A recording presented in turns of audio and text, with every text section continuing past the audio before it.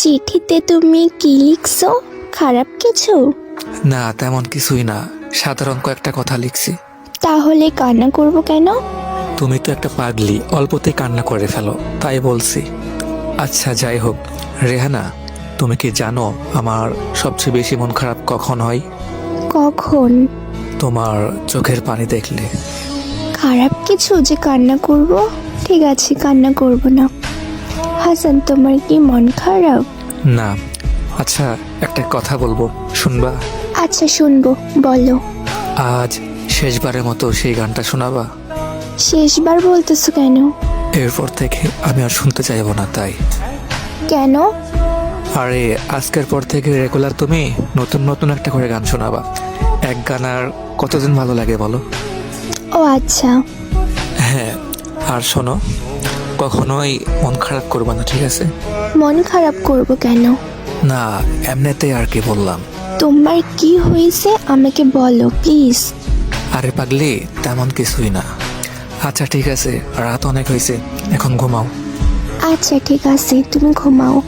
আচ্ছা শোনো, বলো। অনেক ভালোবাসি তোমাকে। আমিও তোমাকে অনেক ভালোবাসি। পরদিন সকালে রেহানা তার বান্ধবীকে নিয়ে হাসানদের বাসায় যায়। যাওয়ার পরে দেখে বাসায় অনেক ভিড়, আর সাদা কাফনে জড়িয়ে কে জানে শুয়ে আছে। রেহানা জিজ্ঞেস করলো, এইটা কে? একটু পরে পাশ থেকে কে যেন উত্তর দিল, এটা হাসান, ও আর এই পৃথিবীতে নেই। এইটা শোনার পর রেহানা একটা চিৎকার দিয়ে ওইখানে জ্ঞান হারিয়ে ফেলে। টানা 3 ঘন্টা পর রেহানার জ্ঞান ফিরে সে আর কোনো কিছু না ভেবে ডাইরেক্ট হাসানের রুমে চলে যায়। যাওয়ার পরে ওর কথা অনুযায়ী একটা বক্স পাই। বক্সটা খোলার পরে ওখানে একটা চিঠি পাই। চিঠিটা পাওয়া মাত্র চিঠিটা খুলে পড়া শুরু করে। চিঠিতে লেখা ছিল, রেহানা, আমি জানি তুমি কান্না করতেছো, কান্না করো না প্লিজ।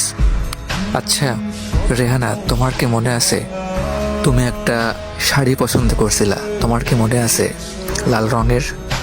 তখন আমার কাছে টাকা ছিল না, সেই জন্য ওই সময় আমি কিনে দিতে পারি নাই। শাড়িটার দাম ছিল 2050 টাকা।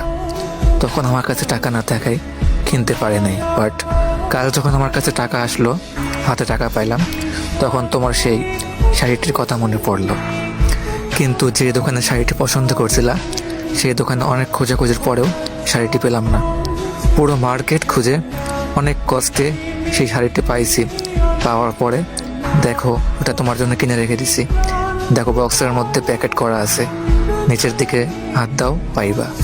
শাড়িটি কিন্তু পরবা তুমি। এখন তুমি নিশ্চয়ই ভাবতেছো যে আমি এতগুলো টাকা কোথায় পাইছি।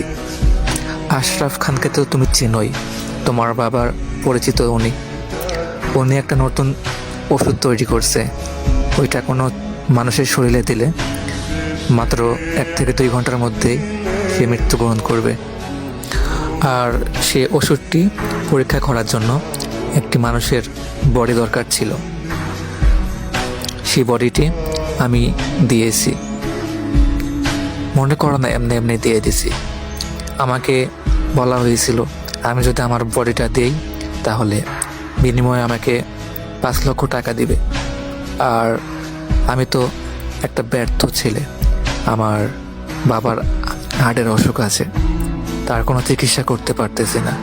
তার চিকিৎসার জন্য 2 লক্ষ টাকা লাগবে। আর আমি যে 5 লক্ষ টাকা পাবো, এইখান থেকে 2 লক্ষ টাকাতে বাবার চিকিৎসা হয়ে যাবে এবং আমাদের সংসারটা ভালো চলে যাবে। বেঁচে থাকতে তো সংসারের জন্য কিছুই করতে পারলাম না, কিন্তু আমার মৃত্যুতে যদি আমার বাবা সুস্থ হয় এবং আমাদের সংসারটা ভালো চলে, তাহলে এটাই আমার জন্য ঠিক। আর এদিকে আমার বোনেরও বিয়ে দিতে হইব। আমি চাই না আমার বাবা আমার বোনের বিয়ে নিয়ে টেনশন করুক। আমি তো বেঁচে থাকলে কিছু করতে পারতাম না, আমার মৃত্যুই যদি সব কিছুর সমাধান হয় তাহলে এটাই আমার জন্য বেস্ট। সারা জীবন তো বাবার বোঝা হয়ে থাকলাম, এখন না হয় কিছু একটা করে গেলাম।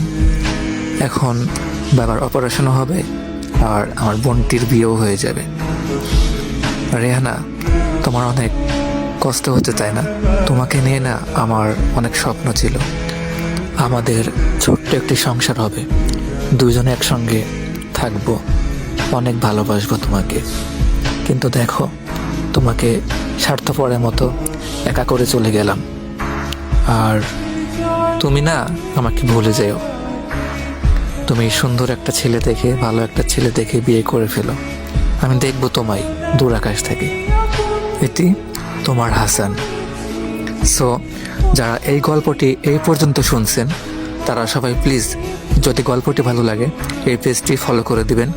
আর যারা আমাদের এমন গল্প রেগুলার চান তারা সবাই কমেন্ট বক্সে বলবেন ভাইয়ার নতুন গল্পগুলো দেন। আর যদি আপনাদের সাথে এমন কোনো স্টোরি হয়ে থাকে তাহলে আমাদের ইনবক্সে আপনাদের লাইফের স্টোরি বা যদি আপনার মনে কোনো স্টোরি থাকে তাহলে আমাদের ইনবক্সে দিতে পারেন। তো আজকের ভিডিওটা এই পর্যন্তই। ভালো লাগলে লাইক কমেন্ট শেয়ার করে দিবেন আর আমাদের পাশে থাকবেন। আল্লাহ হাফিজ গাইস, আসসালামু আলাইকুম।